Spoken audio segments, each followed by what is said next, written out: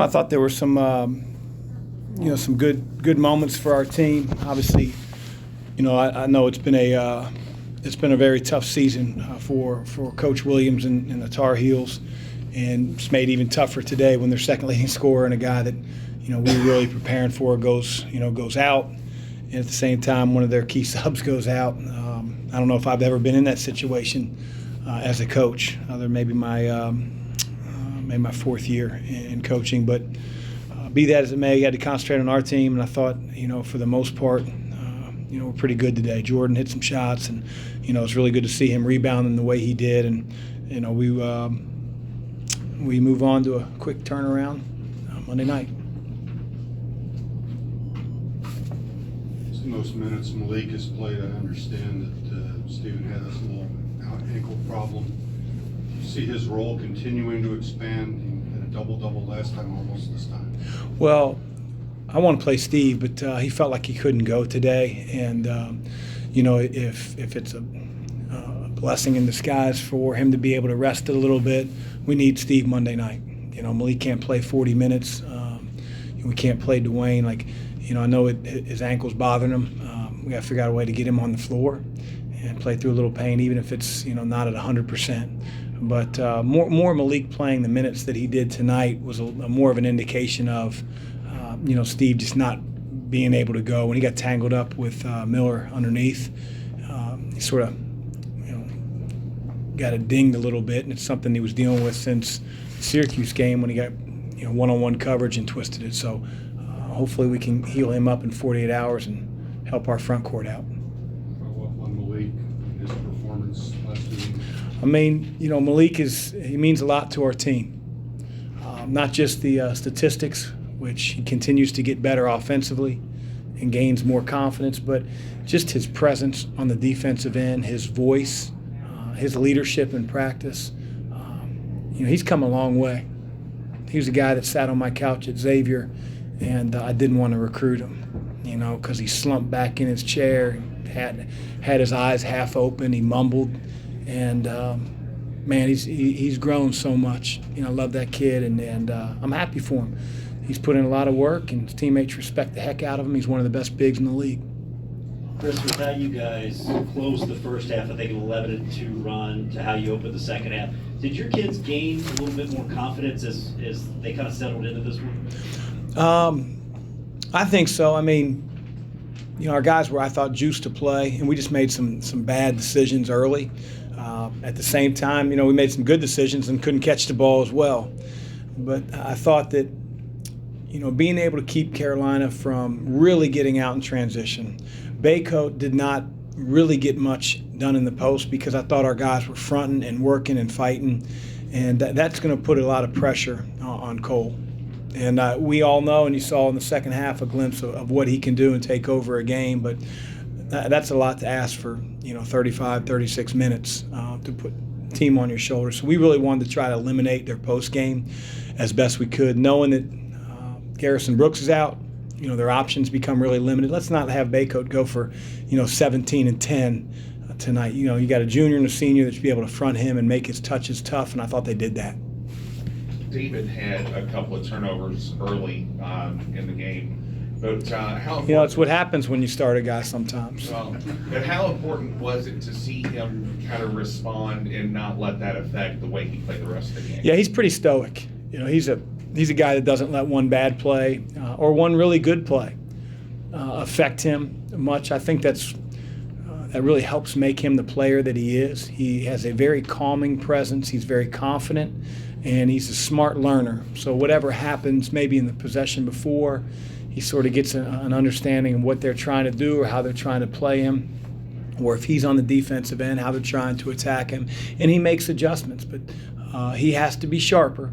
That was a concern coming in, not this game, but him as a freshman, knowing that he was going to play some guys that, a little bit like Tyson when he was in boxing, get up under you and, play in your chest and your waist area. And David being 6'5", that gives him a lot of advantages, but it doesn't necessarily give him an advantage when a water bug climbs up into him at 35, 37 feet. And so he's just got to be a little sure with the basketball. He has to recognize when they go under ball screens, how to be a little bit more patient, maybe have the ball screen get twisted so they can't keep going under, and he'll progress in some of those areas.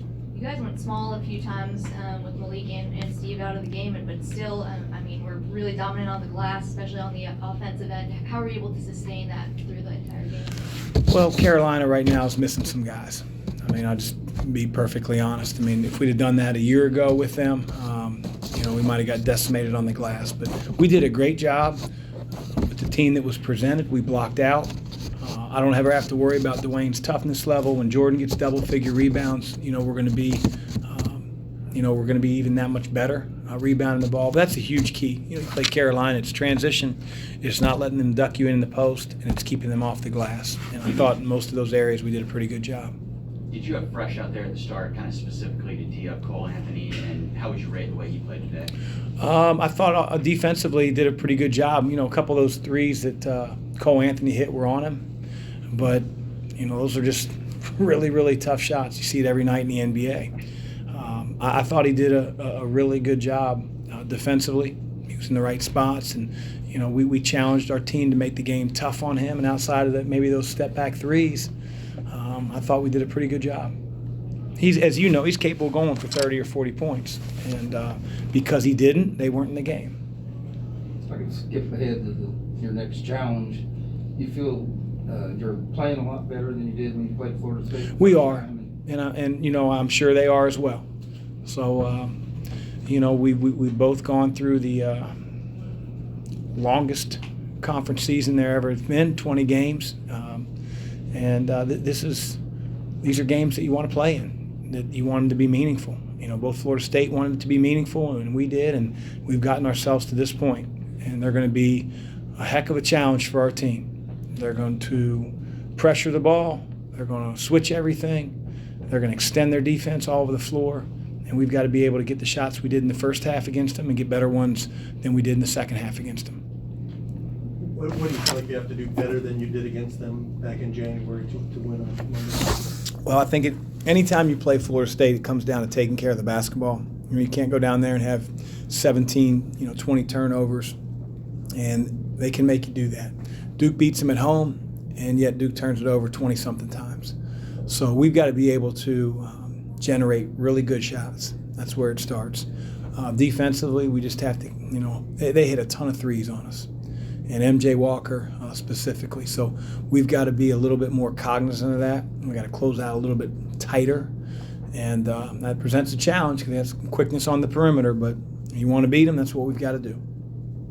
Chris, what does it say about the state of college basketball in this season in particular that you just beat two Hall of Fame coaches back-to-back by 41 points? That I should be in the Hall of Fame. I'm kidding.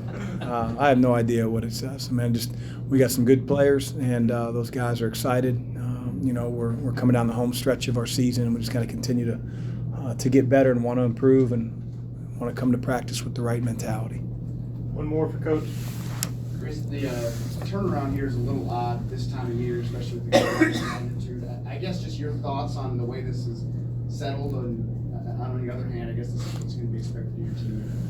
Yeah, I mean, and I tried to make the parallel to our team. You get in the NCAA tournament, you're going to have quick turnarounds. And we have a familiarity with Florida State, as do they with us. They had to play on Saturday. I think years ago, in some of these leagues, one team would have like a Saturday, Monday, and the other team would have like a Wednesday, Monday. And so at least there's equity. They got the same circumstances that we do. Got to play on the road, but they already played here. So, that won't have anything to do with the outcome of the game.